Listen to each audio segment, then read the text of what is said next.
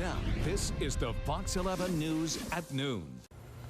All right, coming up, a major health alert to tell you about. Yep. Doctors' offices and hospitals are packed with patients suffering from the flu.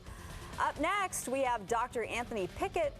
Here he is in studio. He's in the house. He's in the house. And he's Doctor is in the house. He's going to tell you how to stay safe. Sure.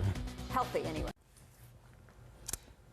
Welcome back. Across the country, the flu season is putting a strain on hospitals. More than 60,000 cases have been reported nationwide. This is according to the CDC.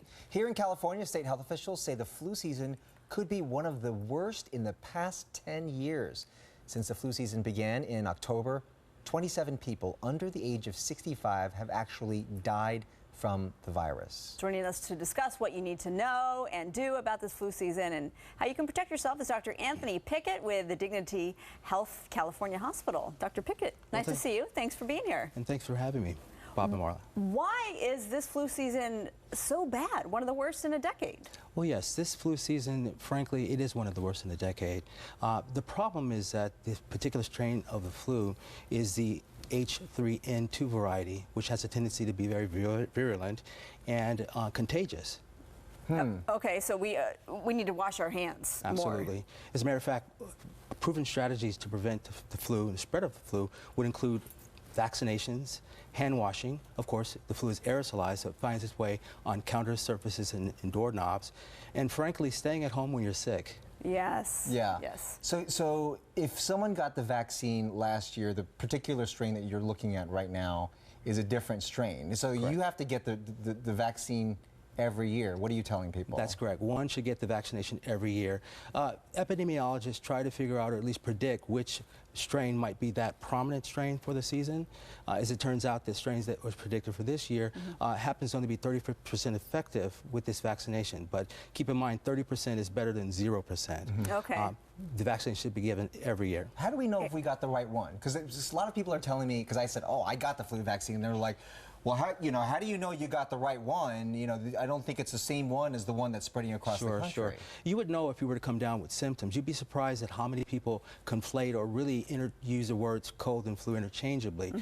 Although they are both viruses, the cold and flu are not the same. Essentially, cold symptoms are similar to flu symptoms in the sense that one might experience congestion, coughing, sneezing, runny nose, stuffy nose. But with the flu, one would experience high fevers, chills, body aches, general malaise, and it really just hits you like a ton of bricks. Not fun at all. So here we are in mid-January. Sure. It's not too late. And when does flu season end? Well, typically flu season goes from about November until March, the peak being around now, but this flu season is showing no signs of stopping. Oh, but it's not too late to get the vaccination. As a matter of fact, the CDC is recommending for those of you who've not gotten it to get it. And it's important to note that individuals that are increased risk for having flu-related symptoms would include individuals of extreme age, the children and the elderly, individuals who have comorbidities such as hypertension, diabetes, asthma, immunocompromised individuals, and in particular pregnant women. As an OBGYN, you talk specifically about pregnant women because maybe they might be concerned about getting a flu shot. You know, is it going to put their child at risk? What would you tell them? Sure, not at all. As a matter of fact, believe it or not, as I speak, I've got 3 patients that are pregnant and hospitalized with flu symptoms. It's a common myth that getting the vaccination while pregnant is not indicated, but nothing could be farther from the truth. It has the added benefit of protecting the baby or unborn child. You see, infants or newborns can't receive the flu vaccination, and what happens is that moms pass their immunity passively to their newborn children. Now, there's a caveat. The vaccination should be given traditionally via injection. Pregnant moms are not candidates for the flu mist, which is a nasal virus, which happens to be the live virus. Now, if you do get the flu, though, the emergency rooms, urgent cares, they are flooded with flu patients. Is that you shouldn't necessarily do that because you can't take an antibiotic for this. Right. And the difference between an antibiotic and an antiviral is that antibiotics treat bacteria. The flu is a virus. So I would suggest that if there's any question, you contact your primary care provider or you can call. The treatment for the flu is Tamiflu, which has been shown to be safe and effective to take, again, both in pregnant and non-pregnant patients. There's a common myth that's out there that I'd like to dispel. There's this notion that there's a shortage of Tamiflu, and according to the manufacturer, that's not the case. There may be a local run on a particular pharmacy, but you can certainly find the antiviral Tamiflu that's out there, and it should be started immediately upon the receipt of symptoms. Tell me how many times you still run across people who just refuse to get the vaccine or come to your office and you say, have you gotten the vaccine?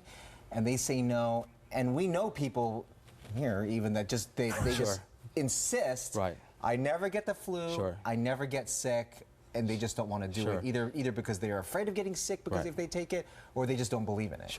Well, Bob, I'm the first to advocate for homeopathic remedies. I believe in the old-fashioned approach to medicine. There's nothing I learned in medical school, read in a book, or even found online that takes the place of good common sense. Now, if you want to take the chance and not get treated, then common sense would tell you that if you're unable to eat, if you're unable to drink or drink water, if for the reason you're having labored breathing, you're coughing up blood, then those are indications to be hospitalized, or at least to go to hospital to seek attention. All right.